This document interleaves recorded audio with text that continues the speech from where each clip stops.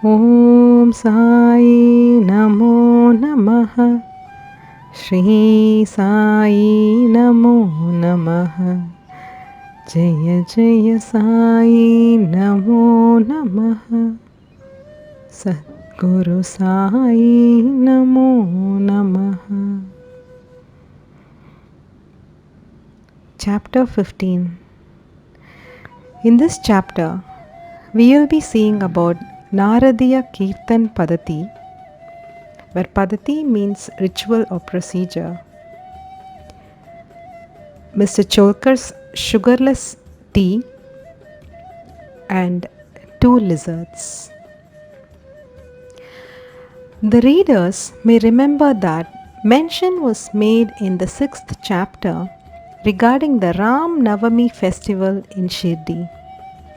Now, how the festival originated and how in the early years there was great difficulty in getting a good Haridas for doing Kirtan on those occasions, and how Baba permanently entrusted this function, that is Kirtan, to Das Ganu, and how he has been doing it successfully ever since. Now, in this chapter, we shall describe the manner in which Das Ganu has been doing the Kirtan. Naradiya Kirtan Padati. Generally, our Haridas, which means the person who conducts the Kirtan, while doing the Kirtan, wear a gala and full dress. They put on a headdress, either a feta or a turban, a long flowing coat with a shirt inside, an uparani or short dhotar on the shoulders, and the usual long dhotar from the waist below. After dressing himself in this fashion for some kirtan in the Shirdi village, Das Ganu once went to Baba for prostrating before him. Baba asked him, "Well, bridegroom, where are you going dressed so beautifully like this?" "For doing a kirtan," came the reply. Then Baba said, "Why do you want all this paraphernalia, coat, uparani and feta, etc.? Lay off all that before me. Why wear them on the body?" Das Ganu immediately took them off and placed them at Baba's feet. Thenceforth, Das Ganu never wore these things while doing the Kirtan. He was always bare from waist upwards. A pair of chiplis was in his hand and a garland round his neck. This is not in consonance with the practice generally followed by all the Haridas, but this is the best and the purest method. The sage Narada, from whom the Kirtan Padati originated, wore nothing on his torso and head. He carried a veena in his hand and wandered from place to place singing the glory of the Lord. Mr. Cholkar's sugarless tea. Initially, Baba was known in Pune and Ahmednagar districts, but Nana Sahib Chandorkar, by his word of mouth, and Das Ganu, by his splendid kirtans, spread the fame of Baba in the Konkan or Mumbai presidency. In fact, it was Das Ganu, may God bless him, who, by his beautiful and inimitable kirtans, made Baba available to so many people there. The audience who come to hear the kirtans have different tastes. Some like the erudition or learning of the Haridas, some his gestures, some his singing, some his wit and humor, some his preliminary dissertation on Vedanta, and some his main theme, and so on. But among them, there are very few who, by hearing the Kirtan, get faith and devotion or love for God or saints. The effect of hearing Das Ganu's Kirtan on the minds of audience was, however, electric, as it were. We give an instance here. Das Ganu was once doing his Kirtan and singing the glory of Sai Baba in the Kaupaneshwar temple in Thana. One Mr. Cholkar, a poor man serving as a temporary employee in the civil courts in Thana, was amongst the audience. He heard Das Ganu's Kirtan most attentively and was much moved. He there and then mentally bowed and vowed to Baba, saying, Baba, I am a poor man, unable to support my family. If, by your grace, I pass the departmental examination and get a permanent post, I shall go to Shirdi, fall at your feet, and distribute sugar candy in your name.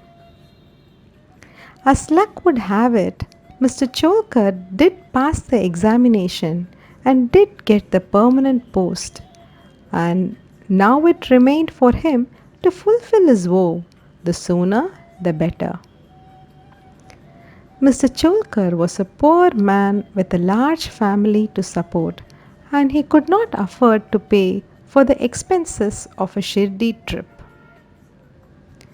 As is well said, one can easily cross over Nahne Ghat in Thana district, which is the highest range in the western Ghats near Thana, or even the Sahyadri range, but it is very difficult for a poor man to cross Umbar Ghat, that is, the threshold of his house. As Mr. Cholkar was anxious to fulfill his vow as early as possible, he resolved to cut down his expenses and save money. He determined not to use sugar in his diet and began to take his tea without it. After he was able to save some money in this way, he came to Shirdi, took Baba's darshan, fell at his feet, offered a coconut, distributed it with a clean conscience along with sugar candy as per his vow, and said to Baba that he was much pleased with his darshan and that his desires were fulfilled that day. Mr. Cholkar was in the masjid with his host Bapu Sahib Jog. When the host and the guest both got up and were about to leave the masjid, Baba spoke to Jog as follows. Give him, your guest, cup of tea fully saturated with sugar. Hearing these significant words, Mr. Cholkar was much moved. He was wonderstruck. His eyes were bedewed with tears, and he fell at Baba's feet again. Mr. Jog was also curious about this direction. Baba wanted by his words to create faith and devotion in Cholkar's mind. He hinted, as it were, that he got the sugar candy as per his vow, and that he knew fully well his secret determination not to use sugar in his diet. Baba meant to say, if you spread your palms with devotion before me, I am immediately with you day and night. Though I am here physically, still I know what you do beyond the 7 seas. Go wherever you wish over the wide world, I am with you.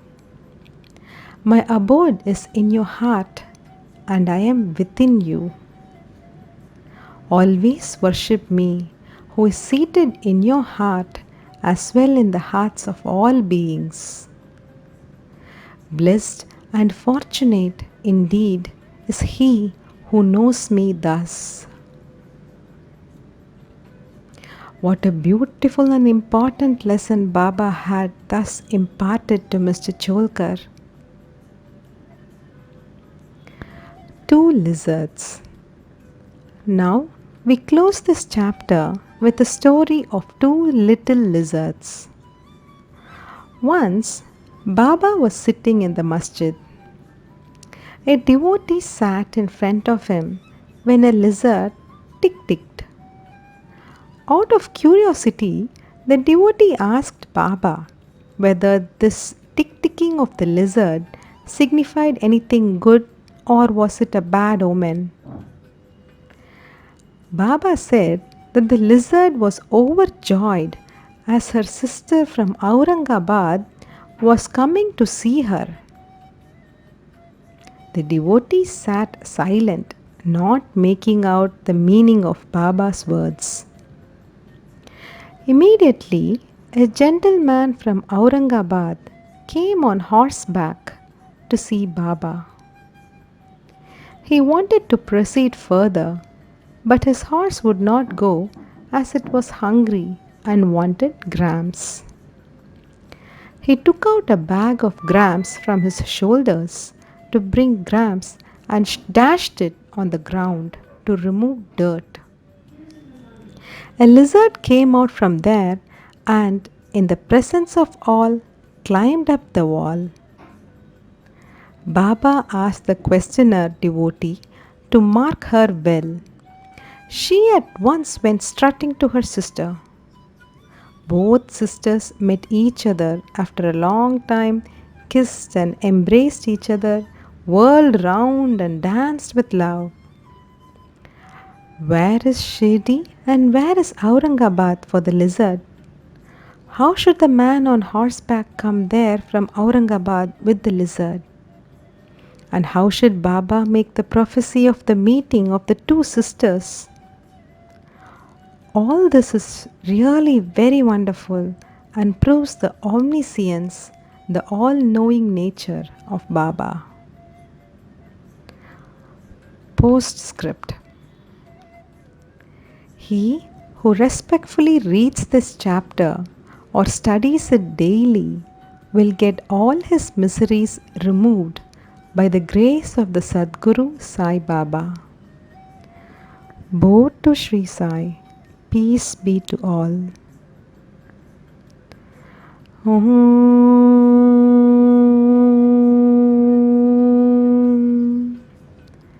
Shri Sachidananda Sadguru Sai Nath Maharaj Ki Jai.